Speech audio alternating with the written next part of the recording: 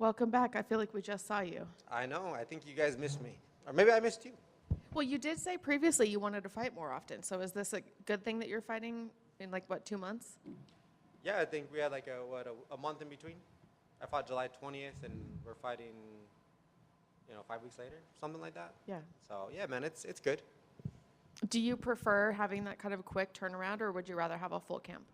I'd rather have a full camp, personally, but the benefits of just coming right off a fight is weight's low, you're in shape, so really at that point you're not fully just maintaining, but obviously that's not like the biggest concern. I really got to focus on the game plan leading to this fight, which is nice. Can you talk to me a little bit about when you got the call? What were you doing? What were your first thoughts when you got the name? I want to say it was a Wednesday. It might have been the week after the fight. It was around like dinner time. You know what I mean? I was probably eating some pizza, so I got to enjoy it a little bit. But yeah, he called me. He's like, "Hey, man, Cal Nelson is no longer fighting Calvin Cater. Would you want to step in?" I was like, "Man," I've always kind of thought, I was like, me and him would probably cross paths at some point, anyways. I was like, I'm in shape. Yeah, I was like, yeah, let me talk to my coaches about it, see what they think. Because my fight was pretty, not easy, but like I didn't come out like really, really banged up.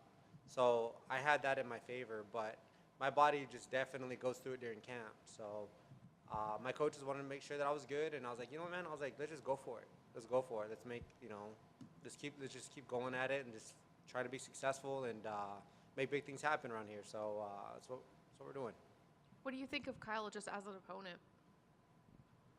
Like as an opponent, worthy opponent for sure. He's on a 3-fight win streak, I believe, and one of our streaks has to end, man. So kind of stakes are a little higher than usual, but yeah, man, he's good, durable. He looks strong. I'll see that on Saturday. So yeah, man, he's definitely a game opponent. I'm excited to share the cage with him. I know you always prepare for the full three rounds, but do you anticipate it going that far with him? To decision, Mm-hmm. I'm always prepared for that, but I don't like decisions. When I have to put my fate in 3 judges, I don't like my. I don't. It's not that like they don't know what they're doing.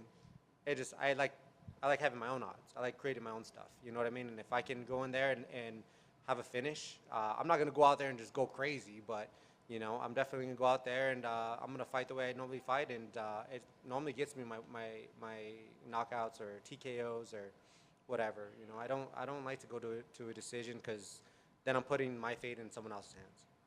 And I know you don't want to look past him, but looking at your future and the rest of the year at least, do you anticipate fighting again before the end of the year? Do you want to take a longer layoff since you're taking 2 right back to back, or?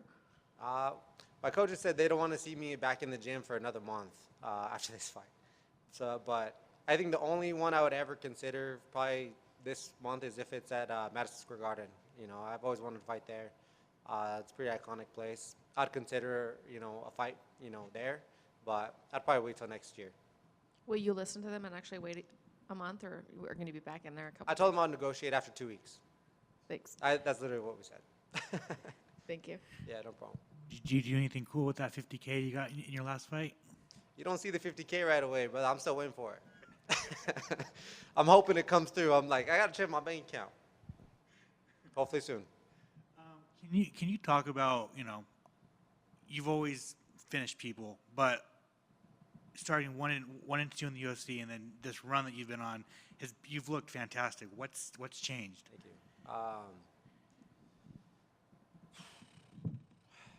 I've always believed in myself. I've always been able to do that, but why is it so hard sometimes?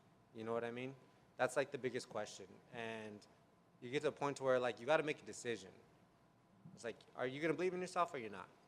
And at the beginning of my UFC career, I was kind of doing some medical stuff, but this has always been the goal. So I'm going to try to jump on what I can get. After I suffered a loss in Singapore, I really had to, sit down with, my coaches, talk to my family,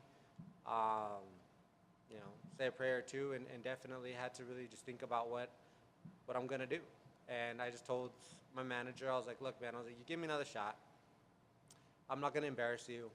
I was like, and we're gonna make a good run here. And he got me the opportunity with Chase Hooper. It was not the easiest task. You know what I mean? I think I was supposed to lose that fight. I was a pretty big underdog.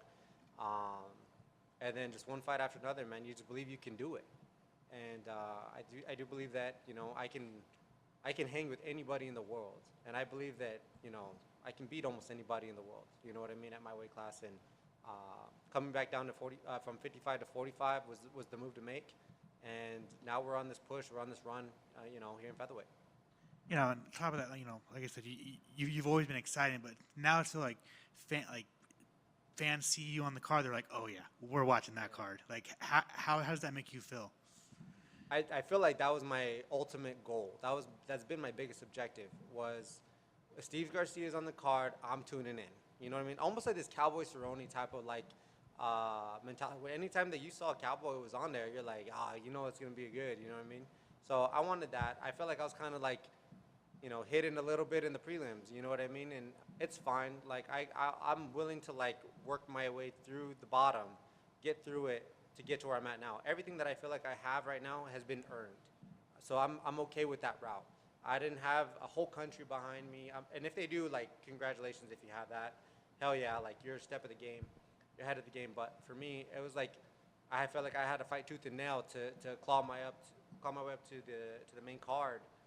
And finally, the last fight, I was able to just show you guys what I was able, to do out there and what I'm here, what I'm about. Thanks, man. For sure. All right, guys. Thank you very much.